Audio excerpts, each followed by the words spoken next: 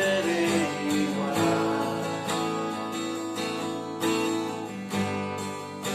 jamás seré igual, porque sé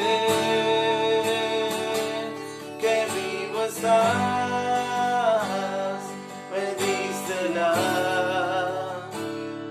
eternidad, por siempre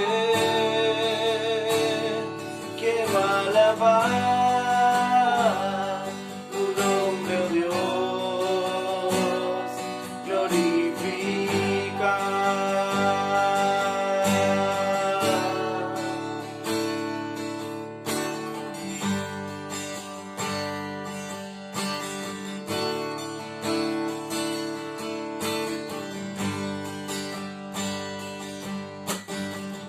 Me has cambiado, rompiste el muro que nos separaba.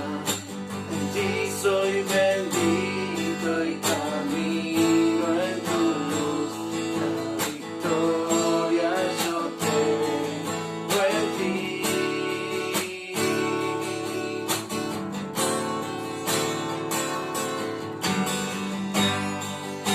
Jamás seré igual, jamás, jamás seré igual,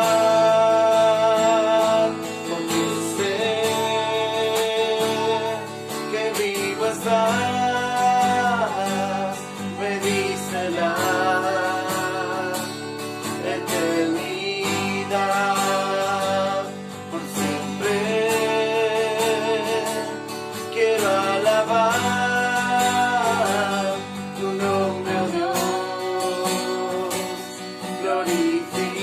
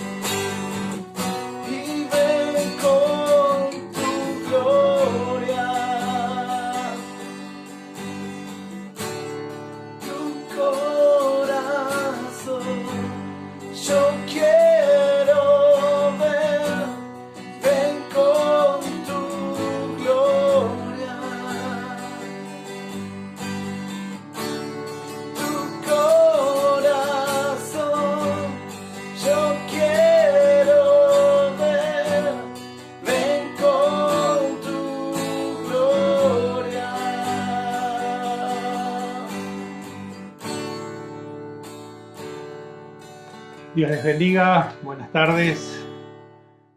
Nos volvemos a encontrar nuevamente para compartir juntos este tiempo y agradecidos a Dios porque ayer tuvimos una muy linda jornada de presentación de niños de forma virtual a través del Zoom y pudieron participar muchas familias y pudimos tener un lindo tiempo de oración y consagrar esos niños al Señor. Así que luego al finalizar el último momento de adoración le vamos a dejar también para que puedan ver este video y puedan compartir toda la iglesia este momento tan especial y puedan conocer la vida de estos niños que se han agregado a la casa del Señor.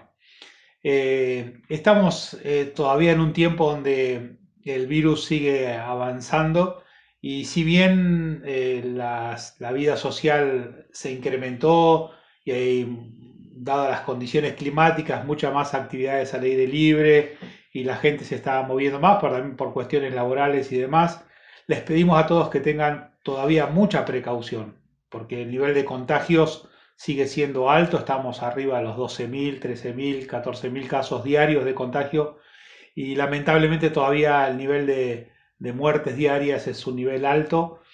Y lamentablemente también nos toca cerca, la semana pasada partió a la presencia del Señor el pastor Silvestri, pastor de una iglesia muy reconocida en Rosario, y también a causa de este virus. Y en esta semana un pastor de acá, de la ciudad de Avellaneda, el pastor Sosa, también falleció a causa del COVID.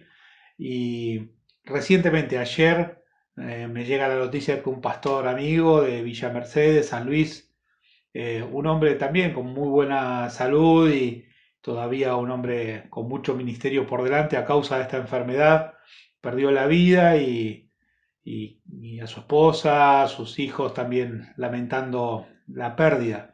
Eh, Sé que la mayoría transcurre la enfermedad y no tiene problemas, pero también están estos casos que nos debieran llamar la atención, principalmente para que seamos responsables a la hora de movernos, de movilizarnos, que tomemos conciencia que, que el virus todavía está, no tenemos ninguna vacuna que pueda frenar la circulación.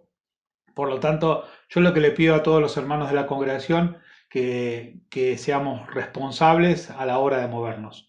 La iglesia no se va a detener, la iglesia va a continuar haciendo sus actividades, pero tengamos prudencia y tengamos responsabilidad. Y si alguna de las personas está con algún síntoma o alguna situación donde piensa que puede tener algún tipo de enfermedad, por favor, que no se movilice y que rápidamente avise para que eliminar las posibilidades de contagio. Tenemos varios hermanos que están enfermos de la congregación y oramos por ellos para que se recuperen pronto y que Dios los guarde y los proteja, y aquellos que todavía no saben si están contagiados que también puedan ser librados de esta enfermedad. Así que si bien la circulación en general de la gente es bastante, les pedimos un cuidado especial y una responsabilidad, especialmente nosotros que somos portadores del amor de Dios, buscando el cuidado hacia los demás. Cada uno quizás puede asumir una responsabilidad personal por sí mismo, pero tenemos que pensar en el bien común. Bueno, dicho esto, quisiera que oremos por aquellos que están pasando el luto, aquellos que han perdido a sus seres queridos, las congregaciones hermanas que se han quedado sin sus pastores, eh, y de tantas otras que quizás no tenemos noticias, pero también para que oremos para que Dios sostenga sus vidas y también oremos para aquellos que están recuperándose, que así lo sean. Y todos los que están pasando situaciones de necesidad, que no son pocos, que Dios también nos siga proveyendo. Les invitamos a los hermanos a seguir colaborando de todas las maneras posibles para que la asistencia a las personas no decaiga y podamos seguir llevando por lo menos algunos alimentos a la casa de muchas personas. Y le damos gracias a Dios porque hasta aquí nos ayudó el Señor, pero esperamos poder continuar de forma ininterrumpida durante todo el tiempo que sea necesario. Oramos. Bendito Dios, te damos gracias por este tiempo maravilloso que podemos compartir tu palabra, tu verdad, tu misericordia. Gracias porque todo tiempo, Señor, es bueno cuando estamos tomados de tu mano. aun cuando sean tiempos difíciles. Señor, vos dijiste que todas las cosas nos ayudan a bien a los que a ti te aman, a los que, Señor, fuimos llamados con un propósito. Aún aquellas cosas que no entendemos, también podemos encontrar un sentido, un propósito, y aún en medio de la dificultad o del dolor, que tú sostengas, Señor, a las congregaciones que han perdido a sus pastores, a las congregaciones que se han quedado, Señor, sin sus pastores amados, que los bendigas, bendigas a sus familias, a sus hijos, a todos los que los rodean, para que tu consuelo y tu fortaleza esté sobre cada uno de ellos.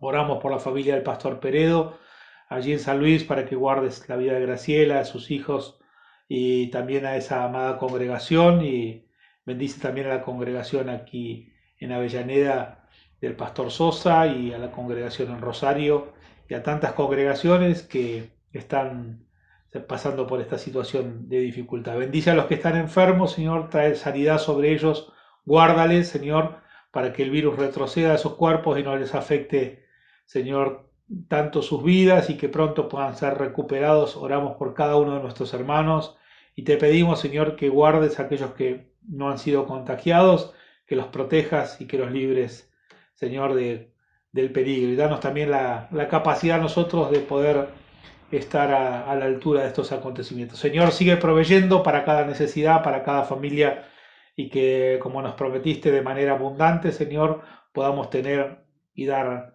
a cada una de las personas que necesitan, Señor, para sostenerlos en este tiempo difícil. Gracias por tu amor, gracias por cada uno de mis hermanos, y gracias porque vos sos fiel. En ti encomendamos nuestra vida, Señor, y en ti encomendamos nuestro futuro.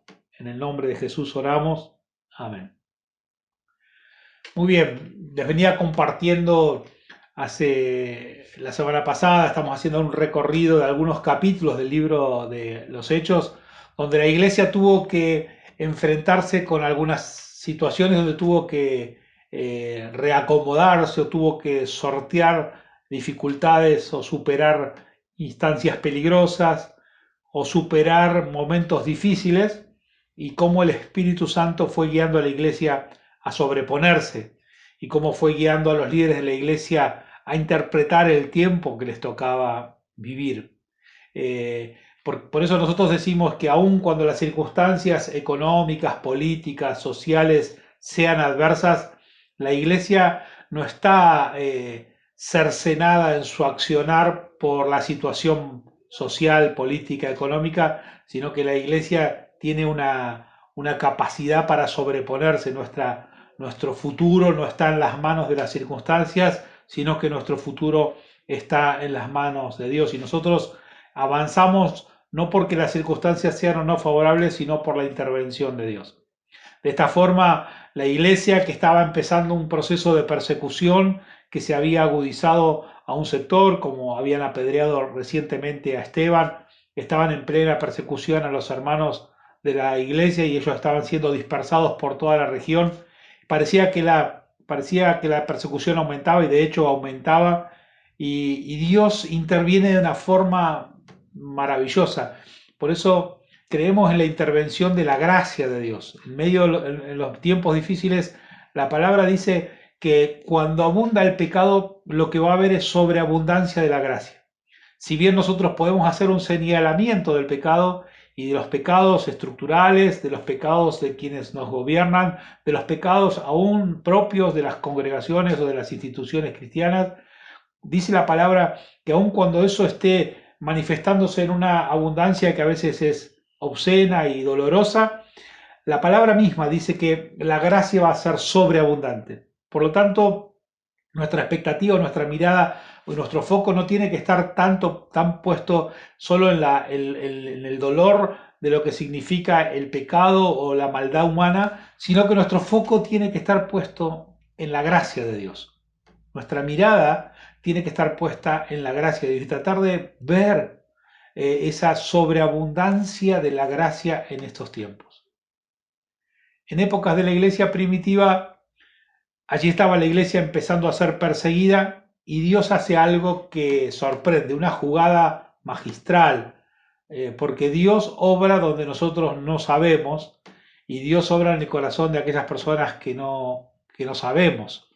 pero Dios tiene capacidad de meterse en el hogar, en el corazón, en la vida de cada persona, y ahí en la intimidad del hogar de cada uno Dios está interviniendo. Sin duda que Dios está interviniendo en la vida de muchas personas, aun cuando nosotros no lo sabemos, porque Dios no está encerrado en una religión, en una estructura religiosa, en un movimiento eclesiástico y mucho menos en un templo. Dios está obrando en este tiempo en la vida de muchas personas. Y pasaba, la iglesia estaba empezando a ser perseguida, y dice el texto bíblico, en el capítulo 9 del libro de los Hechos, que Saulo, mientras tanto, no dejaba de amenazar de muerte a los creyentes en el Señor. Por eso se presentó al sumo sacerdote y le pidió cartas de autorización para ir a las sinagogas de Damasco a buscar a los que seguían el nuevo camino, tanto hombres como mujeres, y llevarlos presos a Jerusalén. Pero cuando ya se encontraba cerca de la ciudad de Damasco, una luz que venía del cielo brilló de repente a su alrededor. Saulo cayó al suelo y oyó una voz que le decía: Saulo, Saulo, ¿por qué me persigues? Y Saulo preguntó: ¿Quién eres, Señor? La voz le contestó: Yo soy Jesús, el mismo a quien estás persiguiendo. Levántate y entra en la ciudad, y allí te dirán lo que debes hacer.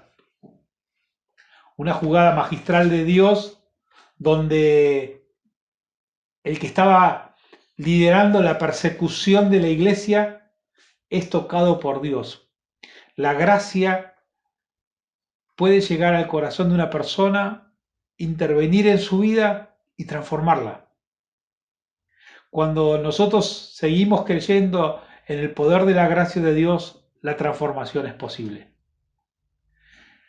Muchas veces decimos con razón que la iglesia debiera tener participación en todas las esferas, y también obviamente en las esferas públicas más visibles. Y eso es cierto y es necesario. Pero la transformación no va a ocurrir por la intervención de la iglesia en las esferas públicas, sino que la transformación va a ocurrir primeramente cuando hay intervención de la iglesia en las esferas espirituales.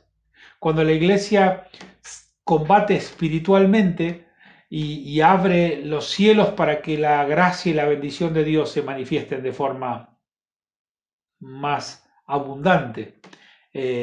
Cuando la iglesia tiene esa vocación de hacer y cumplir la misión que Dios le encomendó, entonces los cielos se abren. Los cielos no se abren de manera mágica o porque alguien pegue un grito al cielo, sino cuando la iglesia se moviliza para cumplir la misión, entonces los cielos van a abrirse. Por lo tanto, nosotros creemos en la capacidad del obrar de la gracia de Dios para traer transformación.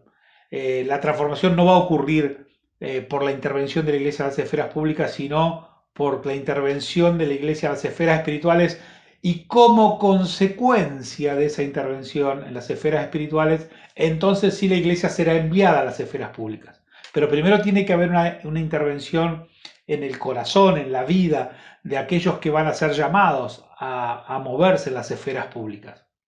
Y para poder moverse en las esferas públicas hay que tener un corazón libre de contaminación, un corazón libre de ambición, un corazón libre de vanidad, un corazón libre de enojo, de bronca, de deseos contestatarios, de reclamos, de violencia, de peleas, de pleitos, de querer hacer señalamientos y hacer condenaciones públicas.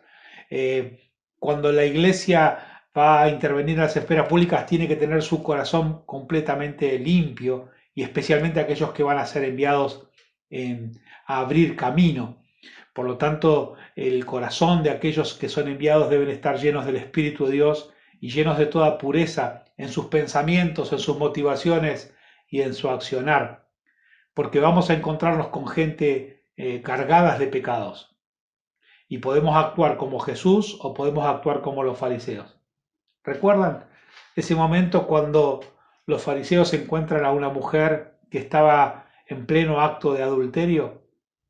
¿Y cuál es la actitud de ellos? Es tomarla en el pleno acto del adulterio, en pleno desarrollo de su pecado, arrancarla de ese momento, exponer públicamente esa situación y dictaminar una condena pública, una condena social, una condena abierta, una condena mediática, condenar e incitar al apedreamiento a esa, no solo a la actitud de la persona, sino a la persona misma, denigrando a la persona y hablando mal de la persona. ¿Te acordás la contestación de Jesús, no? Jesús no le prestó atención, parece, a esa turba de moralistas religiosos y dibujando algo en la tierra, simplemente señaló una palabra que dijo: el que esté libre de pecado que tire la primera piedra. Y con esa actitud de misericordia, con esa actitud de redención, de querer alcanzar con la salvación aún a los pecadores, aún a aquellos que están en pleno error, aún a aquellos que están hoy cometiendo actos que generan maldad, Jesús tiene una actitud de ir en búsqueda de ellos y la iglesia no debe perder ese rumbo. Y así Jesús no solo dio una enseñanza a la iglesia de tener un corazón compasivo, aún con el que está en la maldad, aún con el que está en el error, sino además tener una enseñanza a aquellos moralistas que pretenden levantarse como los adalides de la moral en medio de una sociedad perturbada. Cuando lo que necesita el mundo es una iglesia llena de la gracia de Dios, que se acerque al que está en el pecado, que se acerque al que está en el error, que se acerque al que está en una situación de equivocación, en una situación de peligro, que se acerque con un corazón compasivo para alcanzar el perdón, para alcanzar la misericordia y para llevarles la palabra de reconciliación con Dios, a la cual nosotros fuimos enviados a hacer. Por eso recordaba lo que hablábamos acerca de Esteban, ¿se acuerdan? Esteban estaba haciendo y viviendo un latrocinio injusto. Esteban estaba siendo víctima de un juicio injusto, una injusticia social estaba sobre él, una injusticia pública estaba sobre él. Lo estaban apedreando y él estaba sufriendo el dolor mismo del apedreamiento, y en ese instante no le salió bronca, no le salió enojo, no le salió rencor, no le salieron palabras de agravio, sino que él dijo: Señor, no les tomes en cuenta este pecado. No dijo: Señor, envíale fuego del cielo que los consuma. Señor, arranca de la tierra a estos perversos pecadores que están matándome. Sino que dijo: Señor, no les tomes en cuenta este pecado. Qué tremendo ejemplo. Esos son los principios con los cuales nosotros nos hemos llegado al Evangelio.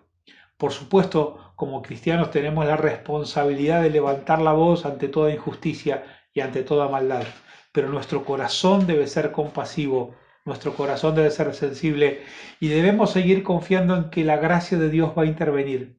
Y aún muchos de los que hoy se oponen y muchos de los que hoy persiguen a la iglesia son los que van a conocer a Cristo, y aún Dios va a usar para que compartan el Evangelio del Reino.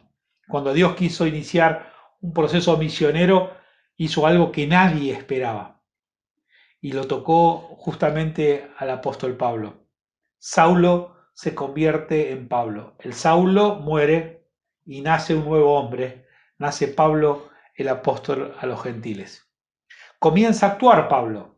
Pablo empieza a actuar por esta conversión que tiene, y en el versículo 20 dice: luego Saulo comenzó a proclamar en las sinagogas que Jesús es el Hijo de Dios. Todos los que lo oían se quedaban asombrados y decían: ¿no es este el que andaba persiguiendo en Jerusalén a los que invocan el nombre de Jesús? ¿No es el mismo que también vino aquí para arrestarlos y entregarlo a los jefes de los sacerdotes? Pero Saulo hablaba cada vez con más valía y dejaba confundidos a los judíos que vivían en Damasco, demostrándoles que Jesús es el Mesías. Pablo empezó a actuar, el Espíritu de Dios lo convirtió, se convenció, empezó a predicar acerca de Jesús. Dios empezó a obrar de una forma maravillosa, la gracia de Dios produce transformación. La intervención sobrenatural de Dios produce transformación. Cuando hay visión de Dios, cuando hay palabra de Dios, hay transformación. Y ahí estaba Saulo hablándole a la iglesia, pero ¿qué pasó? Muchos empezaron a dudar. Empezó a tener la resistencia aún de la propia iglesia, aún de los propios cristianos judaizantes. Empezaban a dudar. Dice inmediatamente el verso 26 del capítulo 9, cuando Saulo llegó a Jerusalén, quiso reunirse con los creyentes. Quiso reunirse con los creyentes, pero todos le tenían miedo, porque no creían que él también fuera creyente. Dudaban del obrar de Dios. Dudaban que Pablo se hubiera convertido. Y ahí tuvo él que vencer el prejuicio, tuvo que trabajar para vencer ese prejuicio. Eso llevó un tiempo. Paralelamente al obrar de Dios fuera de las esferas o del contorno de lo que era la iglesia primitiva, Dios obrando entre los perseguidores de la iglesia y llamando a Pablo y tocando la vida de Pablo, a la vez Dios también está obrando al interior de la vida de la iglesia. Dios está obrando en todos lados. Y también al interior de la vida de la iglesia Dios empieza a obrar y empieza a hablarle a uno de sus líderes, que era Pedro.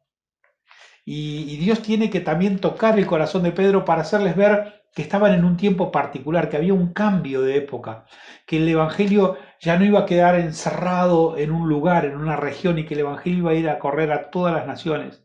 Pero Pedro, que todavía venía de esa formación judaica y era uno de los creyentes todavía con un sentido judaizante y que conservaba ciertas tradiciones y que tenía ciertos prejuicios, Dios también tenía que trabajar en ellos. Quizás Dios todavía también tenga que trabajar al interior de la iglesia para que nosotros podamos despojarnos de todo prejuicio hacia las personas, para que no veamos a la persona solamente su accionar o su conducta, sino que veamos a la persona en lo más profundo, como Dios las ve, como personas que necesitan del amor de Dios. Que miremos a cada persona de esa dimensión o en esa magnitud. Y entonces allí Dios empieza a tratar con Pedro. Pedro tiene que renunciar a ciertos prejuicios, Pedro tiene que renunciar a ciertas costumbres culturales, Pedro tiene que renunciar a la presión de sus propios líderes y Pedro va a tener que luchar contra la incomprensión de sus pares. En Hechos, en el capítulo 10, desde el verso 1 en adelante, se nos habla de esa experiencia que tiene Pedro. Por si alguno no la conoce, yo se las relato rápidamente. En el texto dice que estaba en la ciudad de Cesarea un hombre que se llamaba Cornelio, capitán del batallón llamado el Italiano, un romano que era un centurión del imperio romano. Era un hombre piadoso que con toda su familia adoraba a Dios y también daba mucho dinero para ayudar a los judíos y oraba siempre a Dios.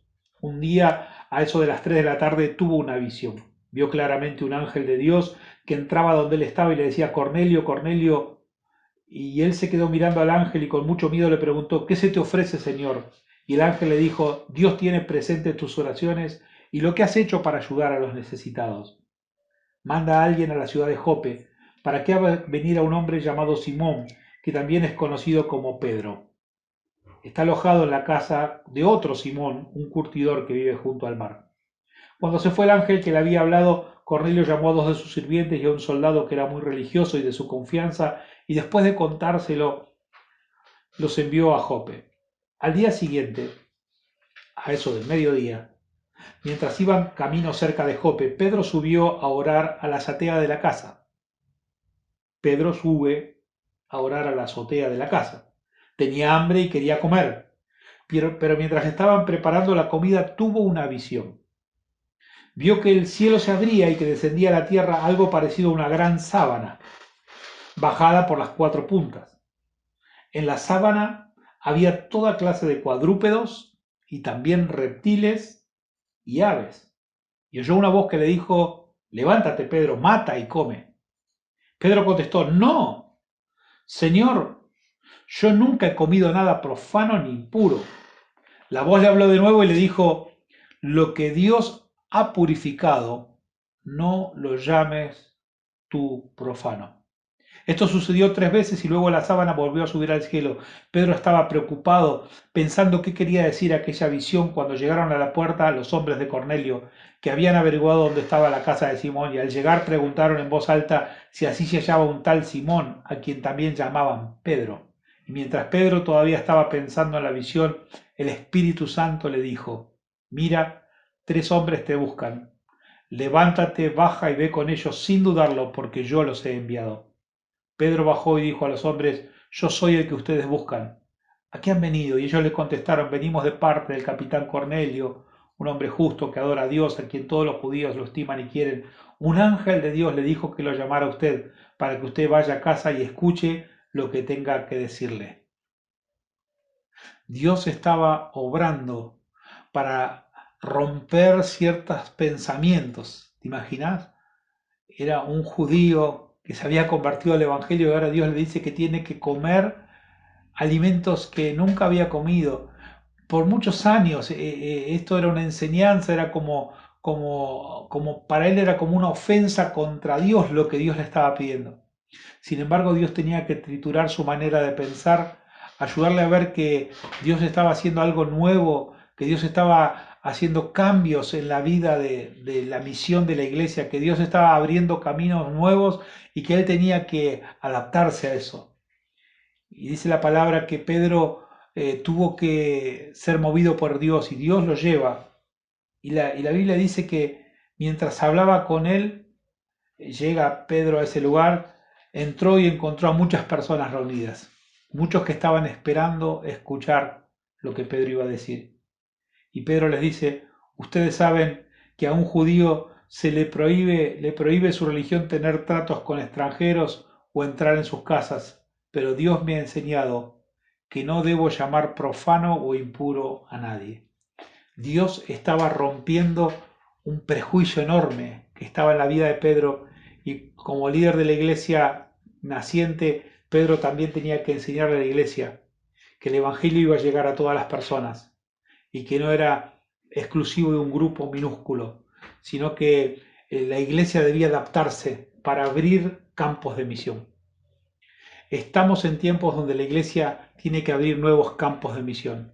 Estamos en tiempos donde la iglesia va a abrirse a nuevos lugares. Estamos en tiempos donde la iglesia va a movilizarse a lugares y a situaciones que nosotros no esperábamos. La iglesia tiene que volver a cumplir esa misión urbana. La iglesia tiene que volver a movilizarse para abrir nuevos campos de misión y ser quizás pionera en el desarrollo de algunas acciones, el desarrollo de algunas tareas. Por eso Pedro sabe que él no puede ya discriminar a ninguna persona y tiene que mirar a las personas como Dios las mira. Es tiempo, es tiempo de que como iglesia podamos abrirnos y cumplir la misión. Hay nuevos campos de misión. Algunos señalan que la iglesia debe incursionar en los campos de la política, en los campos, abrir nuevos campos de acción en las ciencias sociales, en las ciencias duras, abrir nuevos campos de misión en los sindicatos, en las empresas, en las fábricas, meterse en los comercios, nuevos campos de misión en la docencia, en las artes, en el deporte, en las artes plásticas, en todas las expresiones artísticas. La iglesia debiera manifestarse, por supuesto, también en la música, cómo la iglesia tiene que abrir camino en el mundo de la investigación, en, en la medicina, en la biología, en la neurología, en las neurociencias, en la psiquiatría, de qué manera Dios tiene que enviar a la gente para ser como misioneros en los distintos ámbitos del desarrollo demográfico, de la elaboración de nuevos productos, de la inventiva y la creatividad para desarrollar productos que puedan contribuir al bien común, y cómo Dios tiene que trabajar también en medio de ministerios que se acerquen a los más vulnerados, a las familias, a los niños, a los ancianos, de muchas maneras, aún a los desvalidos, a los que están aún presos. Dios tiene que movilizar a la iglesia y hacer nuevos caminos. Es el tiempo donde la iglesia decididamente tiene que salir de los templos. Este es el tiempo oportuno donde se nos, por alguna razón o alguna circunstancia, sean médicas o sean políticas o sean sociales, se nos ve impedido a veces movernos o juntarnos o congregarnos en un salón. Es el tiempo para que nos demos cuenta de que el mundo es nuestro lugar de misión y podamos atravesar y no estar nunca más encerrados en los templos. La iglesia tiene que salir de los templos. Como dije antes, tenemos que ir a las esferas públicas porque primero ocurrió una transformación en nuestro corazón y todos los que vamos a ser movidos a esos lugares, no vamos a esos lugares a buscar nuestro bienestar, no vamos a esos lugares a buscar dinero o prestigio, no vamos a esos lugares a buscar fama o reconocimiento, no vamos a esos lugares a buscar placer o satisfacción, no vamos a esos lugares a buscar beneficio propio, sino que vamos a esos lugares, a las esferas públicas, como mencioné antes. ¿Para qué? Para llevar el evangelio del reino. Nosotros vamos a dar, no vamos a buscar qué le podemos sacar a esa esfera, sino qué podemos dar. Hace años Dios nos habló como congregación, a nosotros los pastores, que teníamos que meternos en el mundo de la producción de alimentos, en el mundo de la edificación de viviendas, procurar ver de qué manera multiplicamos y ayudamos a la educación y el acceso a la educación y el acceso a la salud y meternos en el mundo de la economía, del crédito, del préstamo, cómo poder ayudar a las personas en estos ámbitos de la alimentación, de la vivienda, de la salud, de la educación, de la economía y aún cómo poder acompañar a aquellos que están viviendo procesos tan duros como los refugiados en el mundo.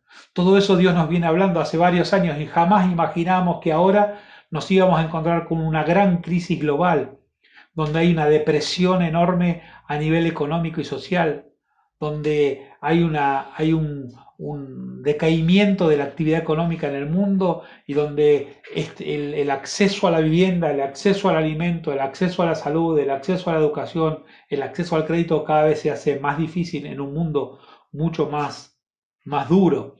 Y nos enfrentamos con, nunca imaginábamos que íbamos a tener en este momento estos niveles de pobreza con el que nos encontramos hoy. Dios ya nos venía hablando, casi diciéndonos, por favor, como que construyamos silos para tener alimentos para los demás. Intentamos hacerlo y corrimos y empezamos a edificar de distintas maneras emprendimientos productivos de todo tipo. Todo lo que podíamos hacer, pero evidentemente no pudimos completar todo lo que teníamos para hacer y hemos sido quizás un poco lentos, pero todavía estamos a tiempo de seguir creyéndole a lo que Dios decía. Porque sabes una cosa, cada vez que Dios le hable a la iglesia de hacer algo, la iglesia va a ser criticada. Si Dios te habla de que tenés que iniciar un camino o tenés que iniciar un proceso, tenés que saber que vas a recibir críticas. Mirá lo que le pasó a Pedro mismo. Pedro, que era el líder de la iglesia, dice la palabra que los apóstoles y los hermanos que estaban en Judea recibieron también noticias de que también los no judíos habían aceptado el mensaje de Dios. Y Pedro, cuando volvió a Jerusalén, lo criticaron algunos de los creyentes procedentes del judaísmo y le preguntaron, ¿por qué fuiste a visitar a los que no son judíos y comiste con ellos? Te van a criticar. La iglesia que se mueve por la revelación va a ser criticada. Pero el hecho de que te critiquen no te da lugar a que vos te enojes. Te van a criticar, pero no nos tenemos que enojar. No tenemos que responder con enojo. No tenemos que responder con palabras de agresión o de agresividad hacia el que se enoja o al que no nos entiende. Lo que tenemos que hacer es compartir lo que Dios nos dijo. Si Dios nos dice que tenemos que abrir camino y si Dios nos habla de meternos en distintas esferas y Dios te llama a alguna esfera de las que te mencioné antes, como dije, desde las políticas hasta las científicas, desde el deporte hasta el arte, si Dios te manda a meterte en una de estas esferas y alguien te critica, no te tenés que enojar, tenés que explicar lo que Dios te habló. Porque Dios tiene que cambiar y tuvo que cambiar un paradigma enorme en la vida de Pedro. Eran muchas generaciones enseñándole algo y tenía que cambiar. que ahora él podía acercarse a aquel que no era como él y podía encontrar en otra persona, una persona destinataria del amor de Dios. Todos los seres humanos son los destinatarios del amor de Dios y Cristo murió por toda la humanidad. No importa en la condición que se encuentren, no importa la función que estén cumpliendo, no importa la conducta que hayan tenido hasta hoy, Dios dio su vida por cada uno de ellos. Y no debemos perder ese norte. Tenemos que ser guiados por la revelación de Dios. Por eso Pedro, cuando llegó a la casa de Cornelio, les dijo lo siguiente: ahora entiendo que de veras Dios no hace diferencia entre una persona y otra, sino que en cualquier nación acepta a los que reverencian y hacen lo bueno. Dios habló a los descendientes de Israel anunciando el mensaje de paz por medio de Jesucristo, que es el Señor de todos. Ustedes bien saben lo que pasó en toda la tierra a los judíos, comenzando en Galilea después que Juan proclamó que era necesario bautizarse. Saben que Dios llenó de poder y del Espíritu Santo a Jesús de Nazaret, y que Jesús anduvo haciendo bienes y sanando a todos los que sufrían bajo el poder del diablo. Esto pudo hacerlo porque Dios estaba con él. Y nosotros somos testigos de lo que hizo Jesús en la región de Judea, de Jerusalén. Después lo mataron colgándolo en una cruz, pero Dios lo resucitó al tercer día e hizo que se nos apareciera a nosotros. No se apareció a todo el pueblo, sino a nosotros, a quienes Dios había escogido de antemano como testigos. Nosotros comimos y bebimos con Él después que resucitó, y Él nos envió a anunciarles al pueblo que Dios los ha puesto como juez de los vivos y los muertos. Todos los profetas habían hablado ya de Jesús y habían dicho que quienes creen en Él reciben por medio de Él el perdón de los pecados. Todavía estaba hablando Pedro cuando el Espíritu Santo vino sobre todos los que escuchaban su mensaje, y los creyentes, procedientes del judaísmo que habían llegado con Pedro, se quedaron admirados de que el Espíritu Santo fuera dado también a los que no eran judíos, pues los oían hablar en lenguas extrañas y alabar a Dios, y entonces Pedro dijo: ¿acaso puede impedirse que sean bautizados estas personas que han recibido el Espíritu Santo igual que nosotros? Y mandó que fueran bautizados en el nombre de Jesucristo. El Evangelio llegó con la palabra de Pedro a toda criatura. El Evangelio llegó con la palabra de Pedro para traer salvación a todos. Por eso, iglesia, luego de este suceso, Pedro es criticado, sin embargo, él no se enoja y les explica a los hermanos lo que está pasando. Y esto moviliza, entre otros, a Bernabé. Y Bernabé se levanta y va hasta la ciudad de Tarso, y allí habla con Saulo, que ahora es Pablo, y se toma el trabajo de enseñarle y se toma el trabajo de discipularlo y de formarlo. Porque hoy en la iglesia necesitamos los Bernabé que crean que hay personas que pueden ser formadas para que Dios las lleve a abrir camino. Y están los Pablos, que son los que abren camino. Y dice la palabra que lo llevó a Antioquía, y por primera vez en Antioquía se les llamó cristianos allí a los hermanos que se reunían. La primera vez que se usa la palabra cristianos es en Antioquía. Fue en Antioquía donde por primera vez se le dio a los discípulos el nombre de cristianos. Y estando en ese lugar reunidos, dice el texto, unos profetas fueron de Jerusalén a Antioquía, y uno de ellos, llamado Ágabo, puesto de pie y por inspiración del Espíritu, anunció que iba a haber una gran hambre en todo el mundo, lo cual sucedió en efecto en tiempos del emperador Claudio. Entonces los creyentes de Antioquía decidieron enviar ayuda a los hermanos que vivían en Judea según lo que cada uno pudiera dar. Así lo hicieron, y por medio de Bernabé y Saulo mandaron una ofrenda a los ancianos de Judea. Otra vez la iglesia recibiendo una revelación para moverse en el tiempo que le toca vivir. La iglesia debe vivir escuchando la revelación y entendiendo los tiempos que nos tocan vivir. Ellos entendieron que venía una gran hambre a toda la región, que especialmente iba a tocar a los hermanos de la región de Judea. ¿Y qué hacen? Se organizan para ir por todo Asia Menor. Y quizás ese es el motor que impulsa a Pablo y a Bernabé y a otros a ir por todo Asia Menor para hablarle a los hermanos de distintos lugares que estaban conociendo el mensaje, a fortalecer su fe, a animarlos a creer en Dios, pero también a recoger una ofrenda para aquellos que iban a pasar necesidad y una gran hambre en un tiempo futuro. Movidos por la revelación, entendiendo los tiempos, la iglesia se movilizó. Y mientras Pablo y Bernabé se movían, se encontraban con hermanos, apoyaban congregaciones, se convertían en otros, fundaban iglesias, o sea, estaban haciendo una tarea que era ayudar a los más frágiles y a los que iban a pasar hambre en tiempo futuro, y en el medio se encontraron con congregaciones, con hermanos, con grupos que iban creyendo, los fortalecían en su fe, apoyaban sus vidas, sostenían sus liderazgos, les daban una palabra, los acompañaban y hasta fundaban nuevas congregaciones.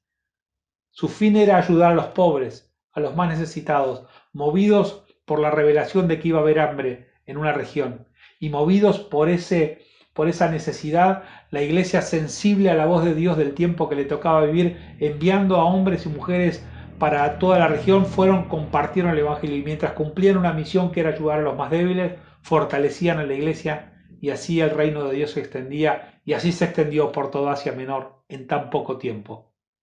Cuando hay visión, hay transformación. Cuando la iglesia es guiada por la revelación y entiende los tiempos, la transformación es posible. Por eso, sigamos buscando la presencia y la dirección de Dios y sigamos entendiendo el tiempo que nos toca vivir y no dejemos de anunciar que Cristo vino para traer a salvación a todas las personas. No nos quedamos en el debate, no nos quedamos en la discusión, no nos quedamos en la posición política de un lado o de otro. Nosotros tenemos una misión que cumplir, que es hablar del amor de Jesús, que es para todas las personas, y abrazar a todos aquellos que necesitan conocer el amor de Dios. La iglesia debe ser movida por la revelación y cuando hay una visión de Dios en un lugar, entonces allí hay transformación. Si hay revelación, si hay palabra, si hay visión, habrá transformación. Que así sea. Que Dios los bendiga y no dejen de orar por aquellos que padecen necesidad. Nos quedamos adorando a Dios y luego vamos a ver el video de aquel momento tan maravilloso que vivimos el día de ayer con tantas familias. Así conocemos a los niños que Dios ha agregado en este tiempo también a la iglesia del Señor. Dios les bendiga, que la mano de Dios los guarde.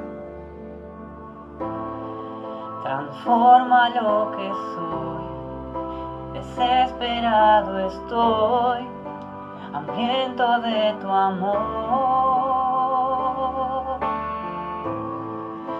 De ti yo quiero más, mi vida es un altar, ven y toma tu lugar. Y sopla con el viento de tu avivamiento, satura todo este lugar. Que tu espíritu descienda, aquí cuidamos tu presencia. El fuego de tu espíritu no se apagará. Que tu espíritu descienda, aquí cuidamos tu presencia. El fuego de tu espíritu no se apagará, no se apagará, no se apagará, no se apagará, no se apagará. Transforma lo que soy, desesperado estoy, hambriento de tu amor. De ti yo quiero más, mi vida es un altar, ven y toma tu lugar. Y sopla con el viento de tu avivamiento, satura todo ese lugar. Que tu espíritu descienda, aquí cuidamos tu presencia. El fuego de tu espíritu no se apagará. Que tu espíritu descienda, aquí cuidamos tu presencia. El fuego de tu espíritu no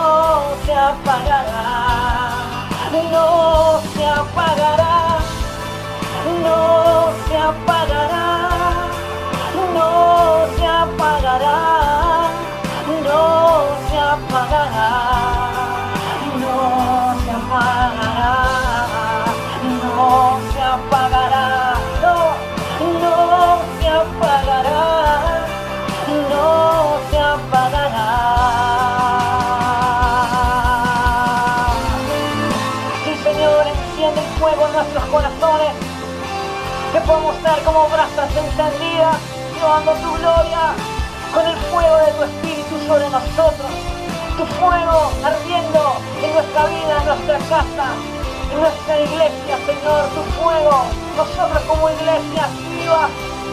Oh, sí, Señor, en el nombre de Jesús, enciéndenos. Enciéndenos. Enciéndenos como carbones. Oh, oh. Tú nos convocaste, tú nos reuniste, danos de beber, sacia nuestra sed. Tú nos convocaste, tú nos reuniste, danos de beber, sacia nuestra sed, y que tu Espíritu descienda. Aquí cuidamos tu presencia, el fuego de tu Espíritu no se apagará. Que tu Espíritu descienda, aquí cuidamos tu presencia, el fuego de tu Espíritu no se apagará, no se apagará, no se apagará. No se apagará, no se apagará, no se apagará, porque tú enciendes nuestros corazones, activas nuestra vida, en el nombre de Jesús. Amén, amén, amén, Señor. Amén. Romanos 8:14 dice, porque todos los que son guiados por el Espíritu de Dios, estos son hijos de Dios.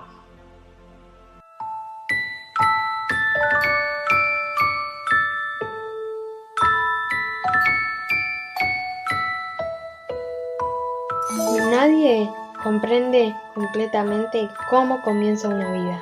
O como un bebé es tan maravillosamente formado dentro del vientre de una madre. Solo Dios sabe cómo llevar a cabo un milagro así.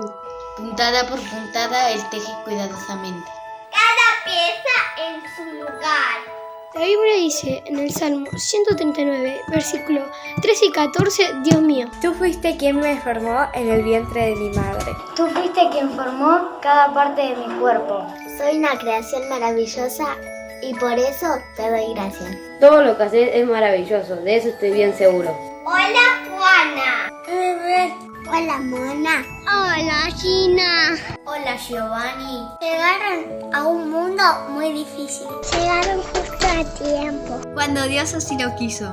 Él planeó todo para ustedes. Ese tiempo perfecto de Dios. Dios les dice, mis planes para ustedes solamente yo lo sé. Y no son para su mal, sino para su bien. Voy a darles un futuro lleno de bienestar. Cuando ustedes me pidan algo en oración, yo los escucharé. Cuando me busquen de corazón me encontrarán y estaré con ustedes. Qué bueno que llegaron. Los estábamos esperando. Los necesitamos. Necesitamos adoradores. Necesitamos guerreros. Necesitamos leones. Necesitamos pastores. Necesitamos semillitas. Prometemos acompañarlos. Y enseñarles del amor de Dios. Nunca estarán solos. Formamos un gran equipo. Somos una gran familia. Somos una familia muy grande. Somos la iglesia de Jesús. Bienvenida, Juana.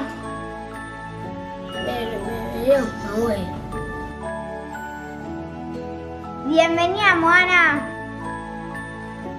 Bienvenida, Giovanni. Bienvenida, Gina.